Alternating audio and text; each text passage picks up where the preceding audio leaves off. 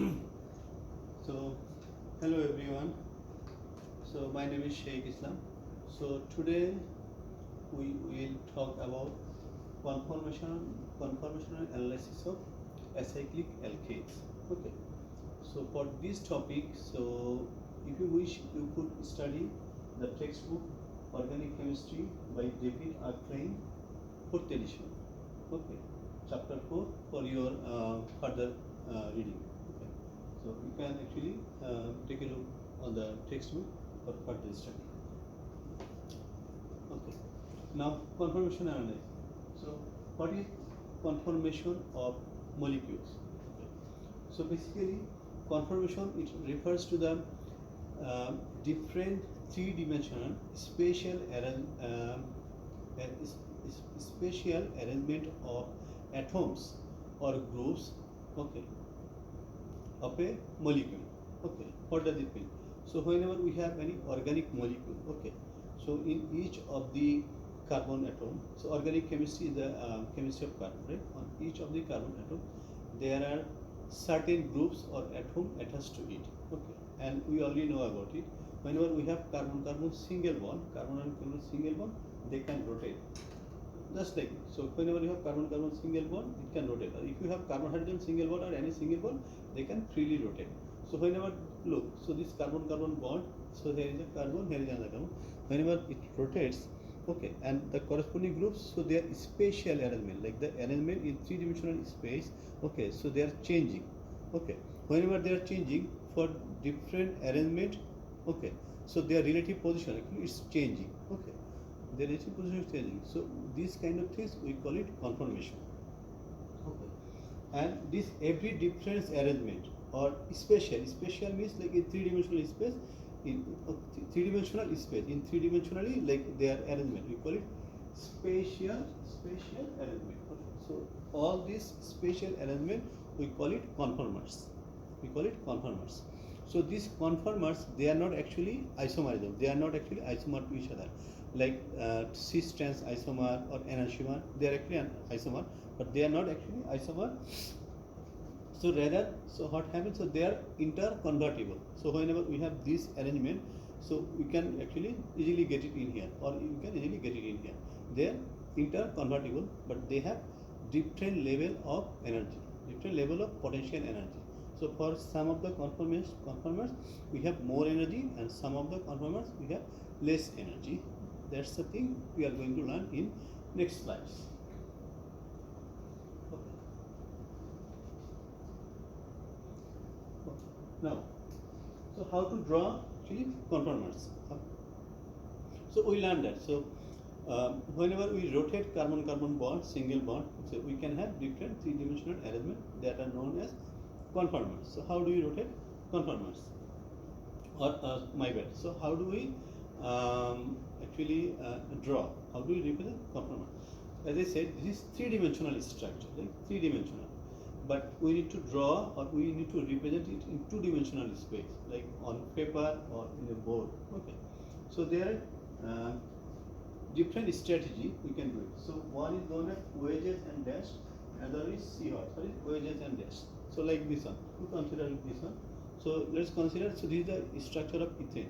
So these three bond, this ethane, this carbon has 3 hydrogen, and this carbon it has 3 hydrogen. Okay. So if you consider this way, okay. So look, so this carbon, this hydrogen, this carbon, this hydrogen. So we can, these 4 atoms, we can put it in a plane. They could be in a plane, and if you leave it like that, so then what happens is, so this hydrogen bond is towards us, or we can say it's above the plane, like towards the plane, and this is behind the plane. So this towards the plane, so this will write as wedges, and this one is behind the plane, it's going to be dashes. Like similarly this one. So this is on the plane, this one is on the plane, this is above the plane, like wedges. This is above the plane, and this is behind the plane. So we can do it wedges and dashes. Okay. So like three-dimensionally, wedges and dashes. We can do it by this formula. So how do you write it? We just place a carbon-carbon bond like that, and we can just simply place it like that. We just consider this one. Okay. So one hydrogen, and then hydrogen, and this. but the best way is going to be Newman projection formula. Newman projection formulas are ideal for comparing the relative stability of possible conformations resulting from single bond relation. So this is the best formula. So what is Newman projection formula? Basically, in Newman projection formulas, we look the molecule like that. Okay, and you can see this. So this basically this represents in the center. This represents a carbon atom, and in a circle. So this is the carbon atom behind this. If we look this way, so this carbon we can actually. If we look this way, we cannot actually see it. So this is going to be the rare carbon atom. It's behind us. Okay. So we draw a circle, and on top of them we have 3 hydrogen atoms. We can actually place it in here. So this is basically Newman projection formula.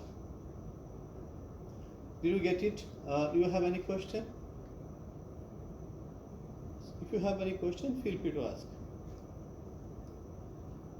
Okay, as I said, so how do we see? Okay, so basically, okay, my bad.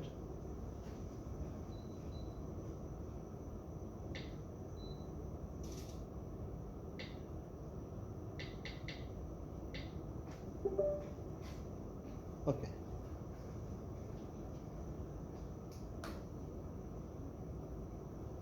Okay. So this one. Okay. So this one we can do. So if we look this way, look, if we look this way, so this way we can see. Okay. We do not see the carbon atom. That is on the back. We do not see the carbon atom. Rather we can see the hydrogen and everything. So this is going to be like that. If we look this way, it could be like that, as I explained in the previous slide. So it could be this way. So a Newman projection is the perspective of looking straight down a particular carbon-carbon bond. So this is ethane molecule. So we have just 2 carbon atoms. So carbon-carbon bond, we can actually straight look this way, and then we can see it.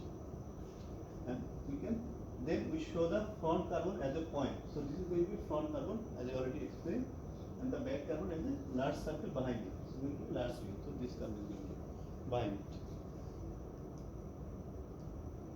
Okay. Now, what is now conformational analysis? Okay. So the angle between atoms on adjacent carbon atom is called a dihedral angle or torsional angle. Okay. So now whenever we draw Newman projection formula, so what is the angle between adjacent groups? So this is one hydrogen atom and this is another. So we have a group in here, right? So what is that angle is going to be dihedral angle. So for this one and this one is 120. So this one and this one is going to be 60 degree. So this is going to be 60 degree, and this is our dihedral angle. Did you get it? Okay. If not, just ask me. Now I'll discuss about it. Okay. Okay. So conformational analysis. So for ethane, so particularly for this one, so which conformation is more stable and which one is highly stable? Stability is higher. Okay. If you just consider this one, look. So if you see this one, we can see whenever all the atoms are aligned, so all the carbon atoms are aligned, this is going to be higher in energy. Why? Because electronic repulsion. So this group and this group, they are going to repel each other. This is going to repel each other. This is going to, and this conformation we call it eclipse conformation. We call it eclipse conformation. And whenever we rotate it, we see this is different conformation, but they are as far apart as possible. They are 60 degree.